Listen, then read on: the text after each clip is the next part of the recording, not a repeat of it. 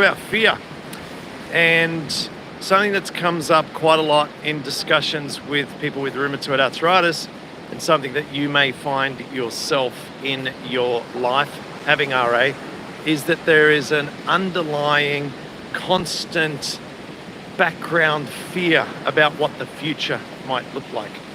And the fear can really set a tone of stress, even if it's not a stress that we can observe with interpersonal relationships or business things. It's a stress that just is always with us about what's our future going to look like.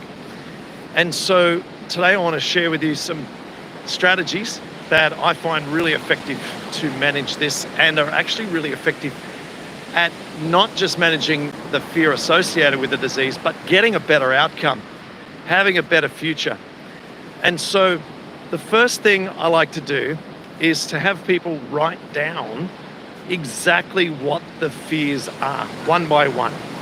So when I went through this exercise today with someone on a one-to-one Zoom call, the first fear was worried about her hands and formation of erosions and therefore inability to create a fist, and just the future of what her hands would look like.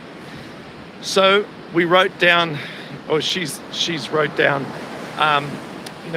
fear of hand and finger deformity. And so then we write down another fear and go through each of them one at a time. And so start by doing that exercise and writing out your fears. So you're actually facing them and getting them out of that constant loop, round and round in the background of your mind, and down on paper, where you can look at them and say, okay, there they are. There's nothing frightening about them. They're just thoughts that are on rotation in my mind. After they're on the paper, we then go and write down a positive outcome that's associated with that fear that we can replace in our mind when that fear arises in the future. And therefore, for the finger one, we might say, my fingers can now close easily and effortlessly, and they feel great, and I have improved grip strength. So we then, with that on the paper, move through to the next fear. And once we've gone through this exercise, we then destroy the old fears. Get rid of it, tear it up, ceremoniously burn it if you want, chuck it at the dog, whatever, right? It's just a bit of paper. So I don't know why I said chuck it at the dog, but anyway, maybe the dog can eat it. Anyway, what you want to do then is those list of positive future outcomes that you have that are the opposite of all your fears. Study them. Put them next to your bed, and before you go to bed each night, and before you get out of bed in the morning, just read through them. Visualize them and say them out loud.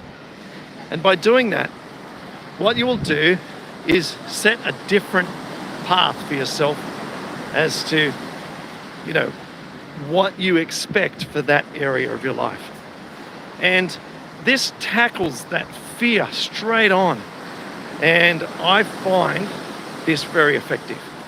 And what I do is chop up that bit of paper into little bits, and I put it in my wallet. So instead of looking at my license when I flip open my wallet, I see statements like for example, the one that's in my wallet at the moment, my right heel can now touch my butt with ease. I forget the exact phrase. Anyway, it's along those lines. Which indicates obviously a great range of motion for my knee.